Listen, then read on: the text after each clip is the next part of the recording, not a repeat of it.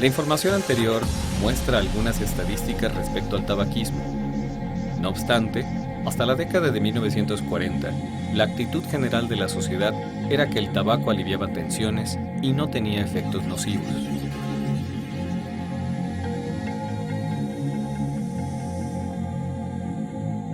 Sin embargo, las investigaciones han demostrado desde entonces que el tabaquismo aumenta el riesgo para el fumador de padecer diversas enfermedades, debido a que en el humo que se desprende de la combustión del tabaco existen miles de sustancias nocivas, entre las que destaca la nicotina, la cual provoca adicción.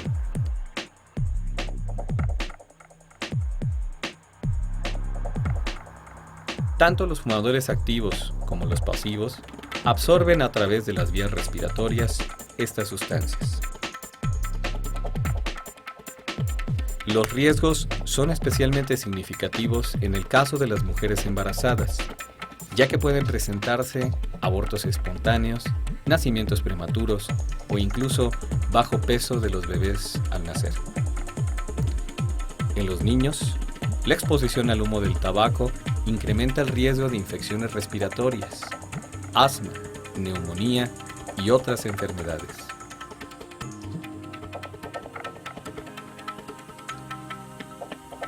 Por todo esto, el consumo de tabaco se ha convertido en un problema de salud pública, que también tiene consecuencias sociales relacionadas con los costos del consumo, el medio ambiente y la calidad de vida del individuo fumador, el no fumador y quien vive junto con él. Sin embargo, lamentablemente, las personas mantienen sus razones para fumar. Pues nada más. No sé, un día pasó y ya. De ahí no lo dejé. Por adicción, ya se me hizo adicción el hecho de fumar.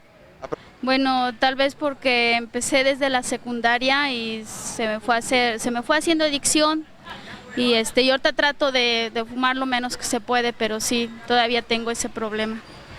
No sé, nada más lo pruebo de vez en cuando. Porque soy nerviosa y se me antoja. ¿Aproximadamente cuántos cigarrillos te fumas al día? 3. Los resultados obtenidos en la entrevista se encuentran resumidos en la tabla de frecuencias que observas. Otra forma de presentar la información es mediante gráficas. Estas pueden trazarse por medio de sistemas graficadores a través de las computadoras. Sin embargo, es importante conocer algunas reglas básicas para su realización. Veamos cómo construir una gráfica de barras con los datos del ejemplo que estamos manejando.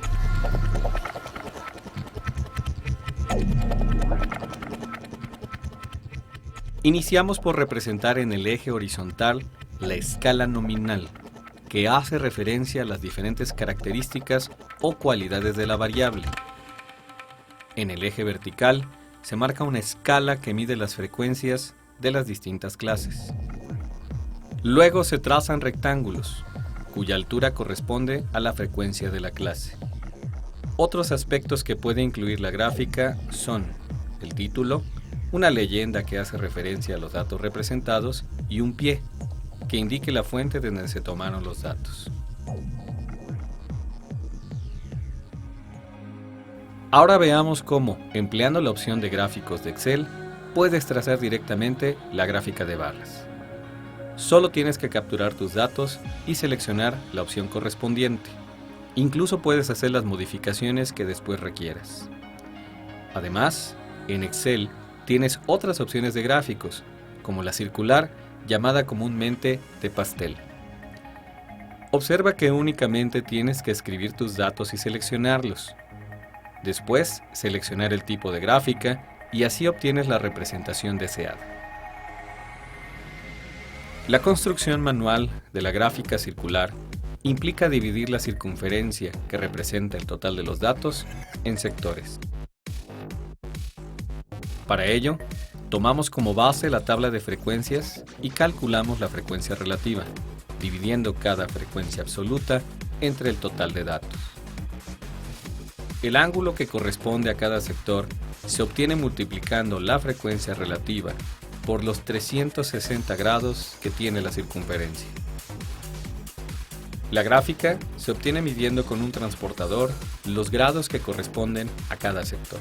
En la actualidad, se ha confirmado que la tasa de mortalidad de los fumadores se incrementa como consecuencia del desarrollo de distintas enfermedades. Sin embargo, muchas personas continúan fumando y muchos niños y jóvenes se inician cada año en el hábito del tabaco, debido tal vez a las campañas de promoción del consumo de cigarros, a la presión social o a la facilidad de acceso a este producto, no obstante que en esta edad su uso es ilegal. Desafortunadamente, el riesgo de padecer alguna enfermedad provocada por el tabaquismo depende en gran medida del tiempo que se tenga de fumar, del contenido de nicotina y alquitrán del tabaco fumado, así como de la cantidad de cigarros que se consumen en el día. La tabla que observas muestra el número de cigarros que fuman diariamente 50 personas seleccionadas para realizar una investigación. Con estos datos, vamos a construir un histograma, el cual es un tipo de gráfica de barras para variables cualitativas, por lo que las barras van juntas. A partir de la tabla de frecuencias que observas, calculamos los límites reales, restando 0.5 al límite inferior y sumándoselo al superior. El histograma se traza ubicando en el eje horizontal los límites reales, sobre el eje vertical las frecuencias absolutas. Después, los rectángulos cuya altura corresponde a la frecuencia. Como la ojiva, que es una gráfica de frecuencias acumuladas, la cual nos muestra la cantidad o porcentaje de datos que se encuentran por debajo de cierto valor. Para su construcción, partimos de la tabla de frecuencias acumuladas. Como la ojiva debe presentarse en términos de frecuencias acumuladas menores que, tomamos el límite inferior real de cada clase y aumentamos una clase más. Esto para abarcar el total de los datos. Ahora, al analizar el porcentaje de datos que es menor a cada valor mostrado, observamos que empezamos en 0 y los demás corresponden a las frecuencias acumuladas de la clase anterior hasta llegar a 100. Con estos datos, trazamos la ojiva. Primero se marcan en el eje horizontal los límites inferiores de cada clase, en el eje vertical las frecuencias acumuladas. Posteriormente, se marca un punto para cada frecuencia y se unen.